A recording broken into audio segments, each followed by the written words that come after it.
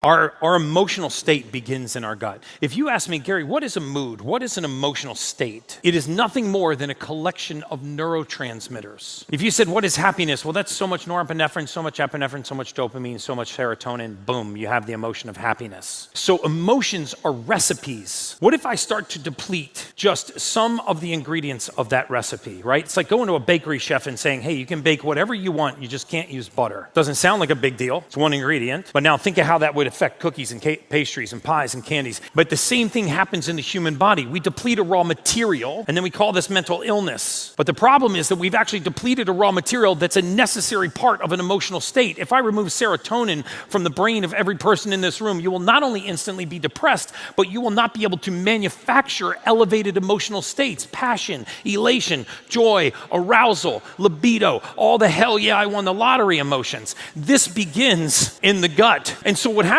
is the gut forms these neurotransmitters. They travel up a little ladder called the vagus nerve and they enter the brain. And MIT just published an incredible clinical study that when an area of the brain called the amygdala receives these neurotransmitters, by the way, this is the area of the brain where every single mood, every emotional state that you can feel is felt in the amygdala. The interesting thing about the amygdala is that it's the only gateway to your memory in the hippocampus. Do you know that a human being can only access our memory through your current emotional state? This is why the last time you had an argument with your spouse, you recalled with incredible accuracy every other time she made or he made you feel that way. This is why they recalled that. You know, you did this in September. You did this when my boys came over. You did this on the 19th, and you did it on the boat on Memorial Day weekend. It's like, whoo, what a memory. You can't find your socks in the morning. You sure laid out every one of those times I pissed you off. That's because that emotion linked to that memory. But our memory drives our conscience, and our conscience is our future. So if we don't control the emotional state, we lose control of our future. And that emotional state requires the raw materials from the gut. So your future begins in your gut. I hate to tell you that. It begins right here.